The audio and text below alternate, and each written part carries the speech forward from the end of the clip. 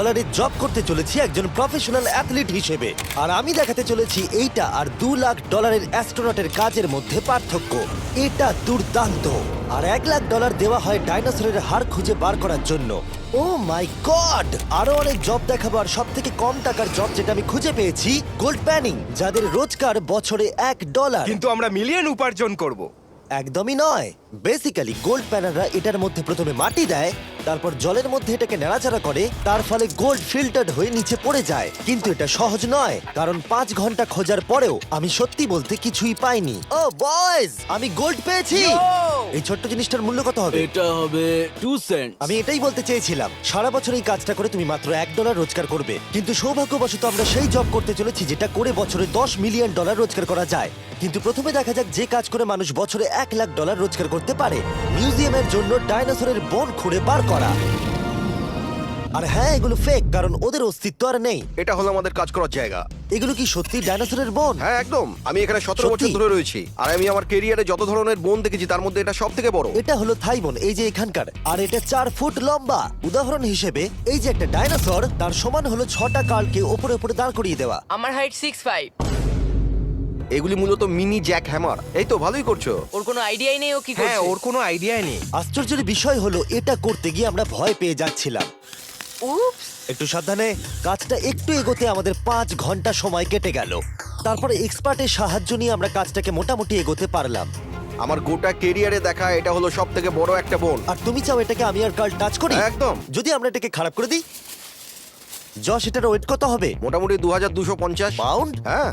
এর ওজন তো নোলানের মায়ের 10 ভাগের 1 ভাগ। ও মাই গড, এটা তো দারুণ। এখন যেহেতু এই হাটটা এতটাই প্রাচীন, তাই আমরা এটাকে তোলার আগে ভালো করে সংরক্ষণ করলাম, না হলে এটা দুটুকরো হয়ে ভেঙে যেত। আশা করবো তোলার সময় এটা ভেঙে যাবে না। 1 2 3 Three. এই তো, খুব ভালো। এদিকটা নিয়ে এসো। খুব ভালো।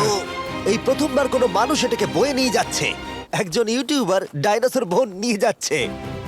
টেবিলের সামনেটা নিয়ে চলো। ঠিক আছে। 1 2 চলো। এই তো খুব ভালো। কাল তোমার হাতটা দেখবে। বিশ্বাস করবে কিনা জানি না, কিন্তু এই ডাইনোসর বোনটা তার জায়গা খুঁজে নিল একটা মিউজিয়ামে। আর যেহেতু মিউজিয়াম খুবই বোরিং হয়, তাই আমরা চলে গেলাম $2 লাখ জবে, নাসাতে অ্যাস্ট্রোনট ট্রেনিং। আর আমার প্রথম মিশন হলো একটা অফিসিয়াল লুনার রোভার চালানো। এটা নিশ্চয়ই একদিন চাঁদে থাকবে। হ্যাঁ, এটাতে করেই একদিন আমরা চাঁদে ঘুরে বেড়াবো। ওরা আমাকে কেন এটা চালাতে দিল? দরজাটা খোলো। আমি এটাকে কি করে চালাবো? ওই স্টিকটাকে সামনের দিকে করো। এক্ষুনি? হ্যাঁ, করো, সামনের দিকে করো। অন্য কেউ চালাও, ও আমাদের মেরে ফেলবে। আমার ভয় লাগছে। হ্যাঁ, ঠিক হচ্ছে। ও, এটা তো দারুণ। চলো এবং টুইস্ট করো। ডান দিকে? ডান দিকে বা বাঁ দিকে, যেদিকে খুশি করতে ও মাই পারো। গড, ওখানে তো কার আছে? এটা কি রাস্তায় চালানো লিগ্যাল? হ্যাঁ, এখানে রাস্তায় লিগ্যাল আছে। ও, এটা সত্যি দুর্দান্ত। আমরা সাইড হয়ে যাচ্ছি কেন? আমি জানি না এটা কি করে সোজা চালাবো, আর আমার যেন মনে হচ্ছিল আমি ড্রিঙ্ক করে এটা চালাচ্ছি। কিন্তু তাও আমি এটাকে নাসার লুনার ট্রেনিং ইয়ার্ডে নিয়ে যাওয়ার চেষ্টা করছিলাম, যেখানে আসল টেস্ট ছিল। ও অফরোডিং। ও গড। ও, এটা তো খুব লাফাচ্ছে। তোমরা চাও এই হিলটা দিয়ে চালিয়ে আমি নিচে নামি? এটার মধ্যে কি কোনো সিট বেল্ট নেই? এখানে একটা সিট বেল্ট আছে, কিন্তু আমরা ইউজ করি হ্যাঁ, না। এখানে সিট বেল্ট আছে, কিন্তু কেউ ইউজ করে না। এটা জেনে ভালো ও, লাগলো। এটা তো খুবই স্টিপ। ও ওরে বাপরে, আমরা কি সত্যি নিচে নামবো? আমার সিট বেল্ট চাই এক্ষুনি। ও মাই গড। দাঁড়াও, আমরা হিল থেকে সাইড হয়ে থামাও, নামছি। থামাও ঠিক আছে, গাড়িটাকে। ঠিক আছে, তোমার হাতটা তুলে নাও যাতে ওরা দেখে আমি চালাচ্ছি। আরে ও তো সত্যি তুলে নিল। ঠিক আছে, আমি আরে, উঠে যাচ্ছি, নিককে না, দিচ্ছি। না, না, না, দাঁড়িয়ে এখানে পড়ো। বসো। না। আমরা কি ফ্রেটারে সাইড হয়ে নামবো? ধরো আমাকে কাল। ধরো আমাকে। ল্যানান, আমি বলতে চাইছি তুমি চাঁদে কিন্তু সার্ভাইভ করতে পারবে না, না। আমি নিশ্চয়ই পারবো। এর পরের ট্রেনিং এ নাসা আমাকে দেখালো তাদের বিশাল স্পেস ফেসিলিটি। ওরে বাবারে, এটা হলো পৃথিবীর দ্বিতীয় বৃহত্তম পুল। সত্যি কথা বলতে মনে হচ্ছিল ওরা আমাদের কি ট্রেনিং দিচ্ছে, বিশেষ করে যখন আমাদেরকে স্পেস স্যুট দেখানো হলো। আমি যতদূর জানি তুমি একটা স্পেস স্যুট পরলেই তুমি অ্যাস্ট্রোনট হয়ে যাবে। কিন্তু এর মধ্যে একটা গন্ডগোল আছে। স্পেস ওয়াকে তোমাকে কি ডায়পার পড়তে হয়? তোমাকে 12 ঘন্টা স্যুটটা পরে থাকতে হবে। ওয়াও, এই নাও। এটা সত্যি একটা অ্যাডাল্ট ডায়পারের মতো। ওকে, আচ্ছা, একটু সাবধানে। হ্যাঁ। এটা হাতে তৈরি করা। এটা পরে কিন্তু অনেকবার স্পেসে ঘোরা হয়েছে। তার মানে আসল অ্যাস্ট্রোনটরা এটা মনে পড়েছে। রেখো এই অ্যাস্ট্রোনটটা কিন্তু এর মধ্যে টয়লেট তুমি করেছে। কি এর মধ্যে টয়লেট করেছো? আমি না, এই স্যুটটায় নয়। ঠিক আছে। ওকে, আমার পরের মিশন কখন শুরু হবে তুমি এখন থেকে 1 বছর পর কি করবে? ভেবে দেখতে হবে। ওকে ওকে। আমার ট্রেনিং এর ফাইনাল স্টেপে সবথেকে দুর্দান্ত জিনিসটা আমি করেছিলাম। ওরা আমাকে মুন টাচ করতে দিল। না না, এটাকে জোরে টানতে হবে। এটার ওয়েট 9000 পাউন্ড। এটার ওয়েট 9000 পাউন্ড। ভাই, দারুণ। পৃথিবীর মধ্যে এটা সব থেকে বড় চাঁদের পাথরের কালেকশন। আমার বিশ্বাসই হচ্ছে না এটা আমি করতে যাচ্ছি। তুমি এখন জানলে আমাদের ইউটিউব চ্যানেল আছে। হ্যাঁ। ও মাই গড, এগুলো সোজা মুন থেকে নিয়ে আসা হয়েছে। তুমি আমাকে এটা ছুঁতে দেবে, তার কত পার্সেন্ট চার্জ আছে? 0। গতকাল আমরা একটা ডাইনোসরের ফসিল খুঁজে বার করেছি, তাই আমি এই বিষয়ে এক্সপার্ট। আমি এটা টাচ করি। না। চেষ্টা তো করলাম। এই যে মেটেরিয়ালটা দেখতে পাচ্ছ, এটা হলো আসলে লুনার সয়েল। ও মাই গড তুমি এখন চাঁদকে ছুঁয়ে ফেললে।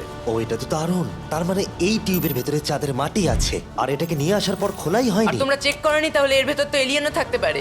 হ্যাঁ, চাঁদ থেকে আনা হয়েছে তাই থাকতেই পারে। দাঁড়াও। থেকে এটা তোমরা চাঁদ শুনলে? থেকে। আর তারপরে আমরা এলিয়েনরা যে সত্যি আছে এটা জানার পরে আমরা গেলাম স্ট্র্যাটোস্ফিয়ারে আমাদের পরের জব করতে। সেখানে নোলান আর গার্ল একটা প্লেন চালাবে। আমি আগে কোনোদিনও প্লেন চালাইনি। আমরা জানি না আমরা কি করছি। প্রথম দিনের ফ্লাইট ট্রেনিং এ তোমাদের স্বাগত। আমি মজা করছি না, ছেলেরা প্রথম প্লেন চালাতে চলেছে, তাও আবার মাত্র একবার এই ফ্লাইট সিমুলেটরে প্র্যাকটিস করার পরে। আচ্ছা, এটা হলো আমাদের থ্রটল। এটা পেছন দিকে টানলে এটা স্লো হবে, ঠিক এইভাবে। ও মাই গড। আর নোলান ক্র্যাশ করার পরে, ক্র্যাশ করার পরে এবং ক্র্যাশ করার পরে, প্লেনটাকে ক্র্যাশ করে দিলে। তারপরে যদিও সে সাকসেসফুলি ল্যান্ড করিয়েছে, আর সেই কারণেই সে আসল প্লেন চালাবার অনুমতি পেল। বাপরে, আমার খুব ভয় এই, লাগছে। তুমি এটা করতে পারবে না নোলেন। প্লিজ তুমি আরো ভালোভাবে প্র্যাকটিস করে এসো। ও মাই গড, আমি এখন একটা প্লেন চালাবো। ও মাই গড। ওকে, তাহলে আমরা যাব। তুমি তৈরি? হ্যাঁ, আমি একদম প্রস্তুত। Full throttle, approaching 60। কিছুটা কাঁপছে, কিন্তু তুমি এটাকে জাস্ট টেনে দাও।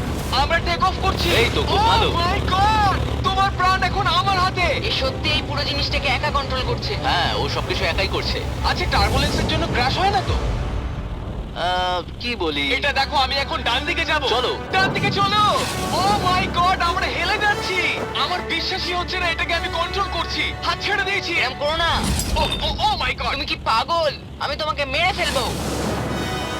ঠিক আছে, আমরা ওখানে যাব, তারপর ফিরে এসে ল্যান্ড করব। ও মাই গড, এবার কি হবে? এই একটাই জিনিস যেটা সব মানুষের কাছে বড় চ্যালেঞ্জ। ঠিক আছে, এবার আমি নামছি। আমার মেন্টাল হেলথ এখন একদম ঠিক নেই। এই জায়গাটায় আমি সবসময় সিমুলেটরে ক্র্যাশ হয়ে যাচ্ছিলাম। ও গড। আমরা এখন ওই রানওয়েতে ল্যান্ড করতে চলেছি। ও মাই দাঁড়াও, গড। দেখো আমরা মাটির কত কাছে, তাই না? ধরে রাখো, ধরে রাখো, নিচের দিকে করে সোজা ধরে রাখো। ও মাই গড। সাবধানে থ্রটলের উপর হাতটা রাখো। তোমাকে এটা পেছনে টানার জন্য অপেক্ষা করতে হবে। দীর্ঘ নিঃশ্বাস নাও। এবার আমরা নামছি। আমরা নেমে পড়েছি। করে ফেলেছো ভাই। আমি একটা প্লেন ল্যান্ড করালাম। ও মাই গড। ও বলছিল আমি পারবো না, কিন্তু আমরা এখনো বেঁচে আছি। তুমি আমাকে মেরে ফেলোনি। আমি সত্যি অবাক হয়েছিলাম যখন আমি শুনেছিলাম বছরে $1 মিলিয়ন রোজগার হয় হ্যান্ড মডেলিং এ। কিন্তু সেটা তখনই হবে যখন আপনি পৃথিবীর হাইস্ট পেড হ্যান্ড মডেল হবেন। এ একজন ডাক্তারের থেকে 5 গুণ বেশি রোজগার করে লোকেদের নিজের হাতের ছবি দেখিয়ে, আর এ অনেক কাজ করে। আপনারা যে সমস্ত ব্র্যান্ডের নাম শুনেছেন মোটামুটি সব ব্র্যান্ডের হয়েই কাজ করেছে।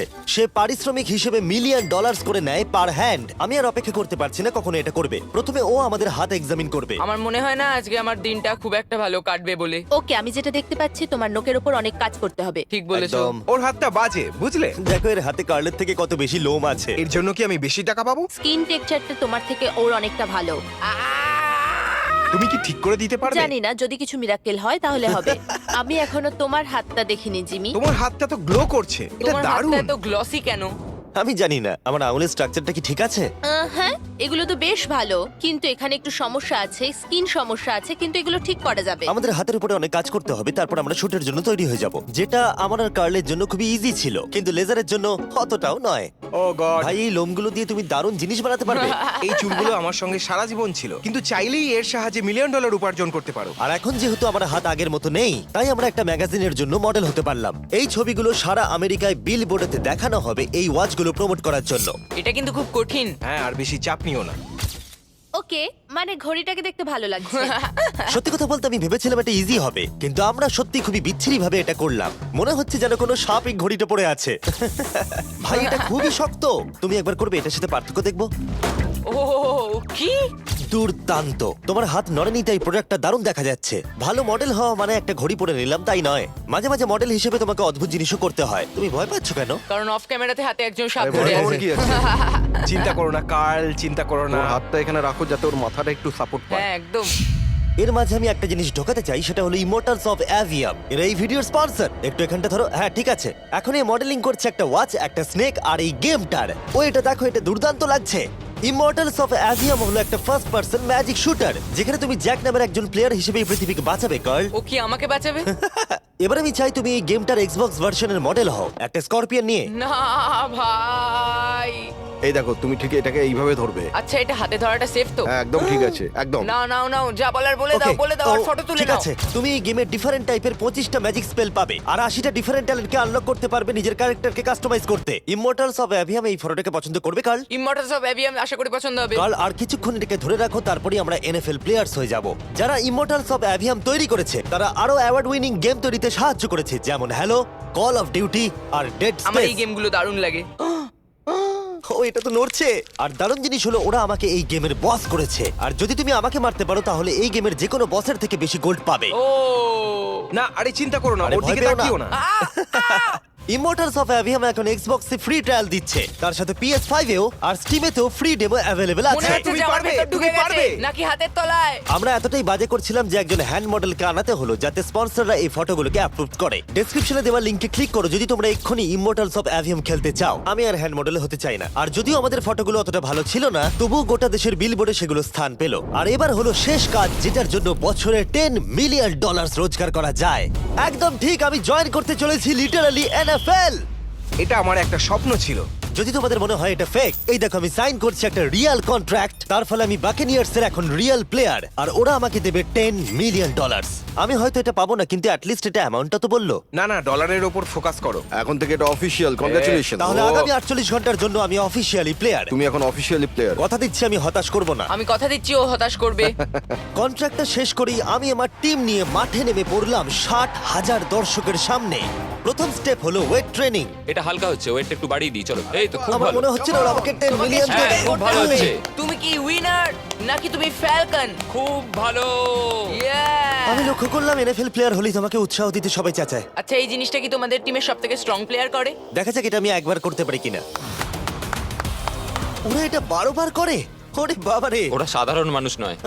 আমি চাইবো না ওরা আমাকে ধাক্কা মারুক। আরেকটা, চলো তুমি পারবে। ফুটবল। Easy! আরেকবার, কাম অন। এনএফএল এত শক্ত কেন? তাদের টিপিক্যাল ওয়ার্কআউটের সাথে এটার পার্থক্য কতটা? অনেক বেশি। যাক, একটু মাথা ব্যথা তো দূর হলো। কিন্তু তোমাকে পরে ওগুলোই করতে ঠিক হবে। আছে। এরপরে আমি প্রথম প্র্যাকটিস করলাম টেম্পা বে বাকেনিয়ার্স এর ট্রেনিং গ্রাউন্ডে। আমি দেখা করলাম আমার কোচের সাথে। কেমন আছেন? তুমি কেমন আছো? ভালো। আর আমার নতুন টিমমেটদের দেখা সাথে। করে খুব ভালো লাগলো ভাই। আমার নাম শেখ। আমার তোমার ভিডিও খুব ও, ভালো সত্যি? লাগে। তারপর ক্যান্ডি বার আর হ্যাঁ কালকেও। আর আমার নতুন টিমমেটরা বিশ্বাসই করছিল না আমি সত্যি করে টিমে সাইন করেছি, তাই আমি আমার কন্ট্রাক্টটা ওদের দেখালাম। এটা একই তো যাতে তোমরা সাইন তুমি তো করেছিলে? দেখছি আমার থেকে বেশি টাকা পাচ্ছ গো। আমাকে এত কিন্তু তুমি দেওয়া হয় পড়লে না। দেখতে পাবে 48 ঘন্টার মধ্যে ক্যান্সেল না করলে কিন্তু ও, আমরা ক্যান্সেল হ্যাঁ। করে দেবো। দেখো এখানে যদি আরো আমি অনেক সঠিক কিছু বলি। লেখা আছে। যাই হোক অফিশিয়ালি তুমি এখন আমি আমাদের জানি, team-এ। Thank you. কিন্তু আমার অন্য তোমাকে এখন টিমমেটরা অনেক ওখানে খাটতে আছে। হবে। ওদের কাছে আমাদের বাচ্চা মনে হচ্ছে, ওরা খুবই লম্বা। একবার ওর হাইটটা তো দেখো। সত্যি কথা বলতে এর আগে আমি কখনো ফুটবলই খেলিনি, তাই ওরা আমাকে একটা কিক মারতে দিল যেটা আরিয়া। ও, আমি বিচ্ছিরি ভাবে করলাম। মিস্টার বিস্ট আজকে সারাদিন প্র্যাকটিস করো, কালকের মধ্যে রেডি হতে ঠিক হবে। বলেছো, ঠিক বলেছো। আমি চেষ্টা করছি। যেহেতু এর আগে আমি কখনো কোয়ার্টার ব্যাক খেলিনি, আমি ছুটছি। আমি যতদূর পারলাম ছোড়ার চেষ্টা করলাম। এটা টাচডাউন। তোমাদেরকে আমি বলে দিই যে টিমটা আমি জয়েন করেছি সেটার হয়ে টম ব্র্যাডি সুপার বোল জিতেছে, তাই ভাবলাম ওকে সারপ্রাইজ দিলে ভালো লাগবে। ও এই তো টম। ও এক্ষুনি আমার লেগে যাচ্ছিল। টিভি কেমন আছো ভাই? কেমন আছো কেমন আছো টিভি? ভাই? এখানে একজন আমার বন্ধু আছে, ও খুশিতে প্রায় মরেই যাবে যদি তুমি ওকে একটা না, না, হাই বলো। তুমি এটা একদম করো আমি না, জানি তুমি খুব করো না খুশি। এটা। ও শেষ। এরপরে আমরা প্র্যাকটিসের থেকে বেশি মজা করতে শুরু করলাম। লিটল ম্যান, ও তারিক, তুমি অনেক ছোট। হ্যাঁ, তুমি যাও গিয়ে শুট করো। ঠিক আছে, পরে দেখা হবে। কেউ কেউ আমার দুদিনের কন্ট্রাক্ট নিয়ে প্রশ্ন করছিল, তাই বাক্স আমার জন্য একটা প্রেস কনফারেন্সের আয়োজন করলো। আমাদের সামনে একটা বড় খেলা আছে, আমরা শুধু সিরিয়াস প্রশ্নেরই উত্তর দেব। এটা কি পাবলিসিটির জন্য করছো? তাহলে এখানে কি করছো? যতটা সম্ভব ভালো ভিডিও তৈরি করার জন্য। হ্যাঁ, এটা পাবলিসিটির জন্যই করা। পরিষ্কার বলে দিই আমি এনএফএল প্লেয়ার নই। জিমি তোমার এই টিমে এসে কেমন লাগছে? আমার দারুণ লাগছে। সত্যি কথা বলতে কি, আমার ভাবনার থেকে ওরা আমাকে বেশি আপন করে নিয়েছে। আপনি কতক্ষণ খেলবেন বলে ঠিক করেছেন? জানি না, এবং বারবার বোঝানোর পরে যে এটা কিছু সময়ের জন্য, তারপরে আমি চলে গেলাম মেজার করতে। 6 feet 4.5। 6'4.5"। কার্ল, তুমি তো 6'5". আমি 6'5". হ্যাঁ। হ্যাঁ হ্যাঁ। এই মেজারমেন্ট গুলো ছিল আমার গিয়ার আর ইউনিফর্ম ভালোভাবে ফিটিং হওয়ার জন্য। এটা কিন্তু দেখতে দারুণ লাগছে। চলো শুরু করি তাহলে। যখন আমি তৈরি হয়ে গেলাম, অফিসিয়াল গেম ডে চলে এলো। আমি জানি না ওরা আমাকে কেন এটা করতে দিচ্ছে, কিন্তু হ্যাঁ, থ্যাঙ্কস বাক্স। তোমরা কি আমাকে এই টিমে দেখে অবাক হচ্ছো? হ্যাঁ। এটা আমার প্রথম ফুটবল যেটাতে আমি সাইন করলাম। জিমি এখন যে কোনো মুহূর্তে বেরিয়ে আসতে ওরা পারে। বললো যদি আমি 100 অব্দি থাকতে পারি তাহলে ওরা একটা খেলা খেলবে, আমাকে একটা সাহায্য করবে। উত্তেজিত হয়ে ওঠো। হ্যাঁ, ভালো বলেছো। এটার প্রথম গেম আর এটা সম্ভবত শেষ। অবশ্যই ওর শেষ গেম। আমি জানি না কি হতে চলেছে। ক্যাননগুলোকে ফায়ার করো। এটা দুর্দান্ত। আর যেহেতু আমি একমাত্র এই এনএফএল গেমেতেই অংশগ্রহণ করছি, তাই টিম আমাকে লিড করবার সুযোগ করে দিল। চলে এসো বয়েজ। জিমি, ওই দেখো আমাদের বন্ধু। প্লেয়াররা যেন আমাকে চাপা দিয়ে না চলে যায়। এটা কি তোমার জীবনের সব থেকে ভালো দিন? এটা আমার জীবনের সব থেকে ভালো দিন, জিমি। আই লাভ প্লেয়াররা ইউ। আমাদের থেকে আগে চলে যাচ্ছে। জিমি এখন এনএফএল প্লেয়ার। কেমন আছো তোমরা? আমি তোমাদেরকে হতাশ করবো না, যদিও সম্ভবত আমি খেলবো না। Love you. দেখো কি বড় একটা প্লেন। আমেরিকা চলো ফুটবল খেলা যাক। আমাকে অফিসিয়ালি এনএফএল প্লেয়ার করার জন্য বাকিনিয়ার্সের জন্য একটা হিউজ শাউট আউট। সত্যি কথা বলতে ভালো হলো যে আমি খেলিনি, কারণ ওরা যদি আমাকে ধাক্কা দিত সম্ভবত আমি মরেই যেতাম। আমি ভেবেছিলাম ওটা ওখানেই শেষ হয়ে যাবে, কিন্তু ফ্যালকন টুইটটা করে দিল, মিস্টার বিস্টের পরের চ্যালেঞ্জ হলো হিট দ্য ফিল্ড গোল।